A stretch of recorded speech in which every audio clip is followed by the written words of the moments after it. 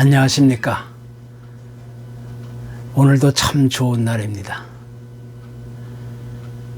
로마의 최고 지성이라고 말하는 마르쿠스 키케로는 그의 나이 62세 때에 쓴 노년에 관하여 라는 책이 있는데,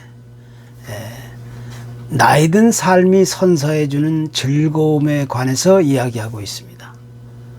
무엇보다 그는 젊은 시절에 억눌렸던 여러 가지 속박, 또 책임감으로부터 벗어나서 하고 싶은 일에 집중할 수 있는 시기, 또 이 세상의 수많은 욕망이나 갈등, 또 여러 가지 다양한 야망과의 전쟁이 끝나고 이제는 인생에서 가장 큰 홀가분한 그런 맛을 볼 수 있는 시기,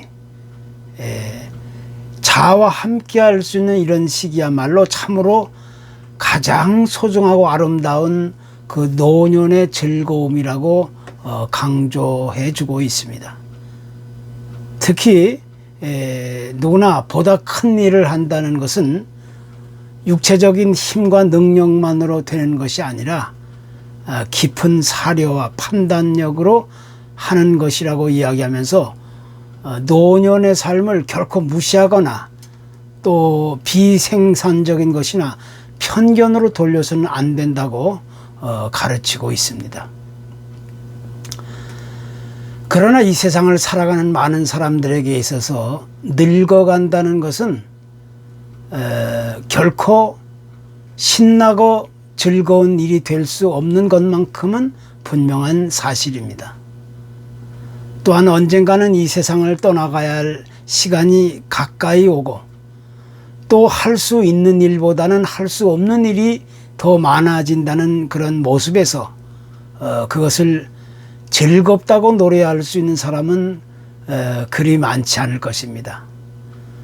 흔히 하는 말로서 삼고, 뜨리고에서 해방되면 행복한 노인이다 이렇게 말하는데, 그 삼고라는 것은 가난과 질병, 외로움을 가리키는 것입니다.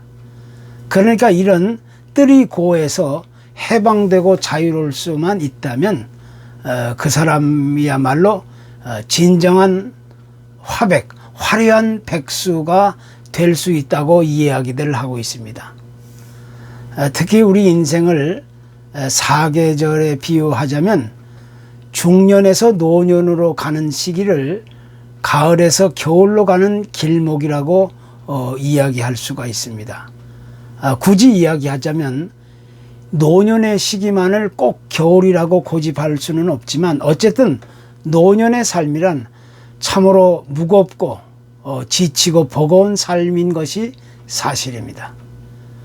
그래서 그 노년의 시기를 맞이한 사람들에게 있어서 어떠한 삶의 가치관을 가지고 어떻게 그 시간을 보내느냐에 따라서 차갑고 또 싸늘한 겨울이 될 수도 있고, 혹은 오히려 더 훈훈하고 따뜻한 겨울이 될 수도 있는 것입니다.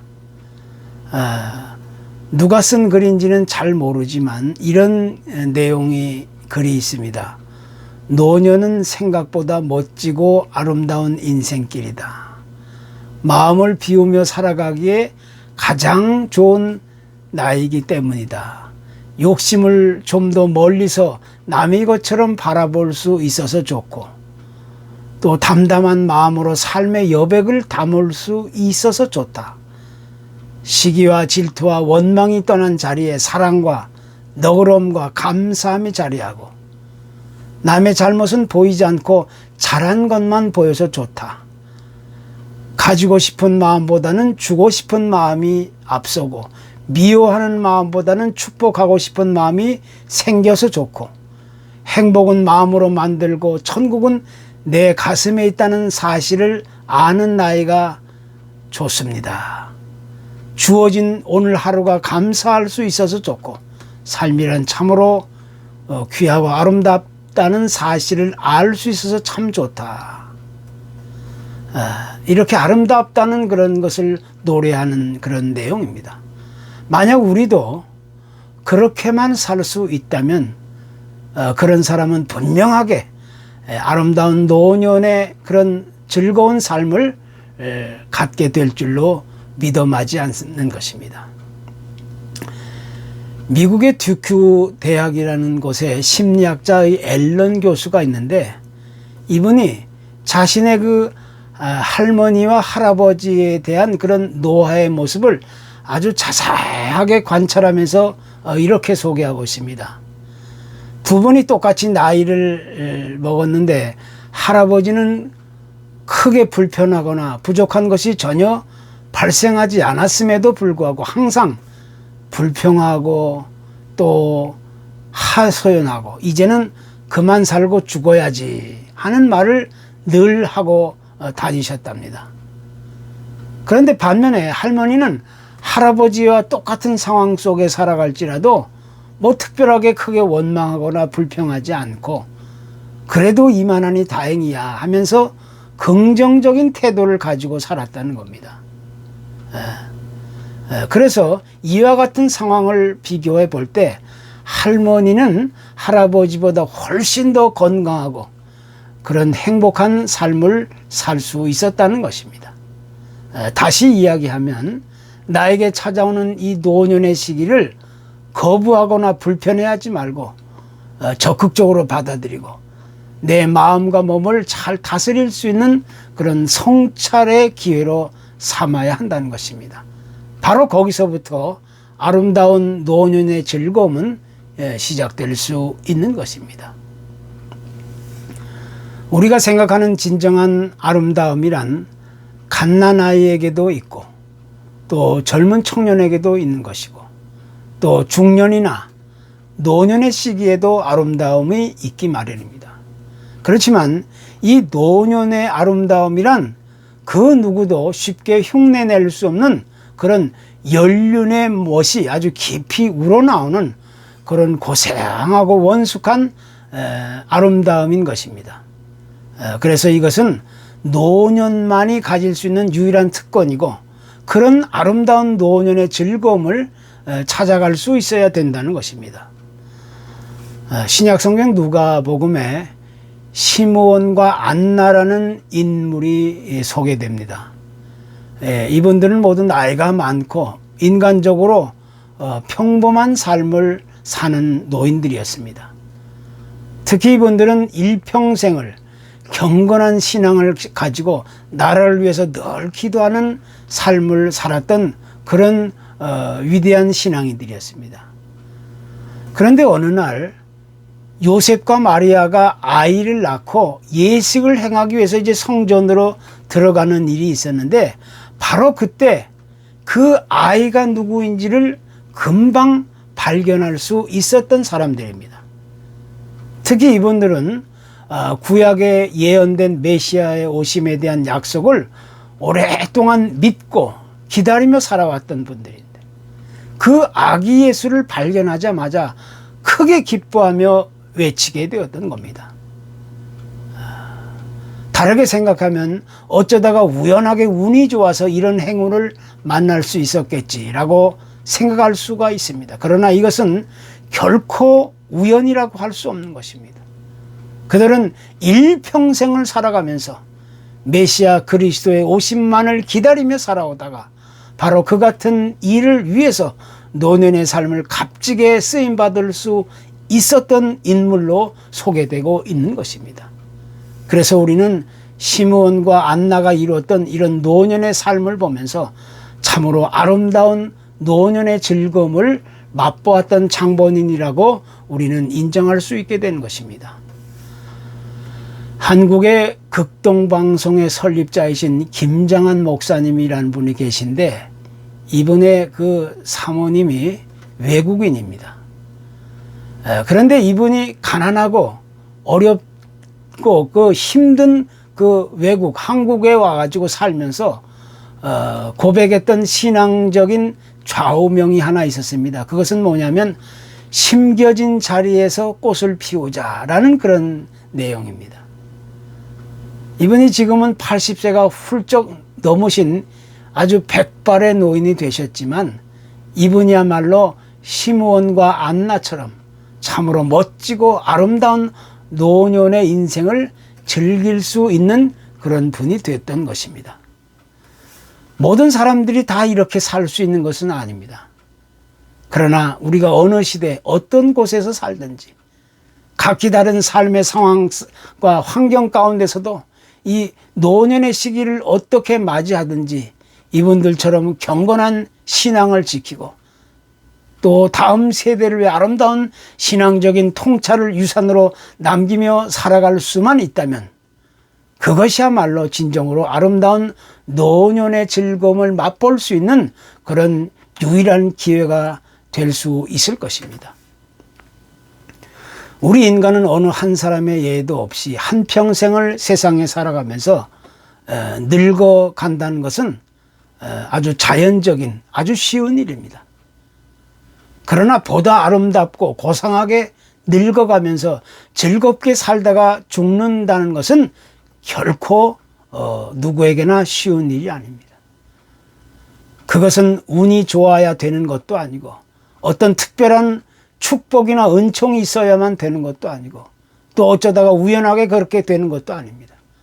그 시작과 출발은 곧 오늘 나는 무엇을 선택하고 어떻게 노력해 가야 되느냐 하는 데 달려 있는 것입니다. 하나님이 나에게 허락해 주신 인간의 수명 한계 안에서 그분의 섭리와 그 계획 안에서 내가 선택할 수 있는 유일한 길은 곧 하나님의 말씀과 그 명령을 따라 아름다운 노년의 즐거움을 찾아갈 수 있어야 하는 것입니다. 미국의 의학연구소장 레너드 박사가 10년 동안의 연구를 통해서 장수하는 비결을 찾았는데 그것이 뭐냐면 바로 긍정적인 사고방식이었습니다. 다시 간단하게 말하면 낙관주의자들은 비행기를 만드는데 비관주의자들은 늘 낙하산만을 만든다는 것입니다. 다시 이야기하면 작고 사소한 일일지라도 하나하나 나의 인생을 아름답게 장식해 가는 것입니다. 늙고 시들어가는 자신의 모습을 이제 인정하고 탐욕스럽고 고집불통스러운 그런 추하고 흉한 모습, 구태의연한 그런 과거의 모습을 버리고 좀 더 인자하고 너그럽게 베풀고 섬길 수 있는 삶으로 거듭나야 한다는 것입니다.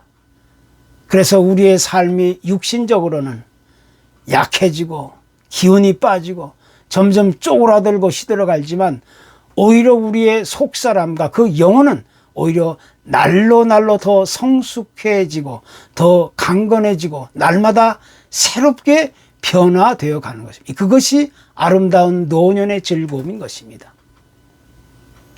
구약의 다윗 왕이라는 분은 시골의 그 작은 마을에서 태어나서 어려서부터 양을 치는 목동 일을 했습니다. 그러다가 하나님의 부르심을 받고 왕이 된 후 40년을 통치했습니다. 이제 그가 70세에 하나님의 부르심을 받고 세상을 떠나게 되었는데 그때 세상을 떠나기 직전에 남긴 마지막 말이 이렇게 고백합니다. 여호와의 영이 나를 통하여 말씀하시며 그의 말씀이 내 혀에 있도다.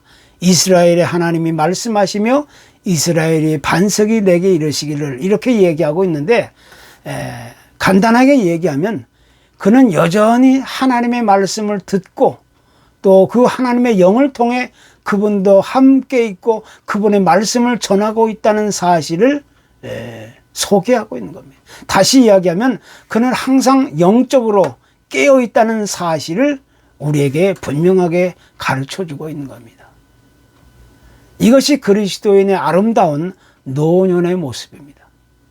비록 우리의 육신은 나이가 들어 힘이 들고 지치고 메마르고 병들어 시들어간다 할지라도 우리의 영적인 속사람은 날마다 새로워진다는 것입니다. 그런데 이것은 누구에게나 자연적으로 자동적으로 그렇게 되는 그런 현상이 아닙니다. 그런 사실을 깨달아 아는 순간부터 우리가 지속적으로 계속 기대하고 소원하고 노력하고 또 그렇게 되기를 애써야 되는 겁니다. 그래서 우리는 이제 그 어느 때보다 더 가까이 다가오고는 나의 영원한 삶의 생명과 안식과 평안을 위해 힘써야 하는 것이, 그것이 오늘의 과제인 것입니다. 우리가 구약의 사무엘을 한번 잠깐 생각해 보면, 그는 오랫동안 이스라엘 백성들을 인도해 오다가 이제 나이가 많아 더 이상 그들을 지도할 여력이 거의 바닥이 나게 되었습니다. 바로 그때 백성의 원로들이 찾아와서 사무엘에게 아주 심각한 권고를 하게 되었습니다. 당신은 나이가 많아 늙고 힘이 없으니 당신의 후임으로 왕을 세워달라는 요청을 하게 됐습니다. 한마디로 말하면 이제 당신의 시대는 이것으로 끝났으니 새로운 사람을 선택해 달라는 것입니다. 사무엘로서는 참으로 섭섭하고 듣기 민망한 불편한 말입니다. 아니, 내가 벌써 어쩌다가 이렇게 밀리는 노인 신세가 되었나, 이렇게 생각하면서 조금은 아주 불쾌했을 것입니다. 그는 처음에 이런 소리를 들었을 때 기분이 아주 좋지 않았습니다.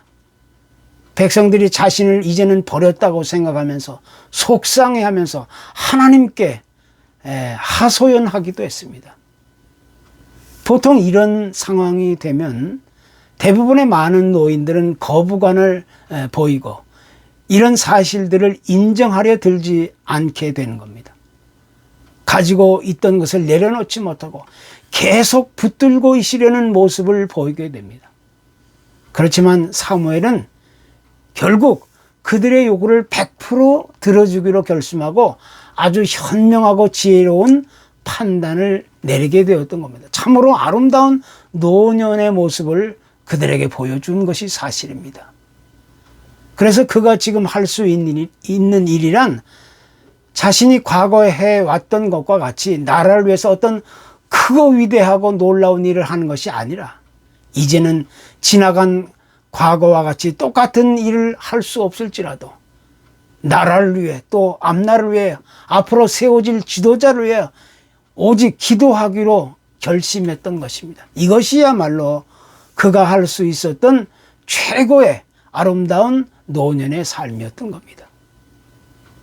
우리 인간에게 있어서 노년, 은퇴, 또 죽음, 이런 일들은 세상에 그 누구도 피해갈 수 없는 우리 인간의 운명입니다. 그리고 그 노년의 시기는 누구에게나 반드시 거쳐야 하는 삶의 과정입니다.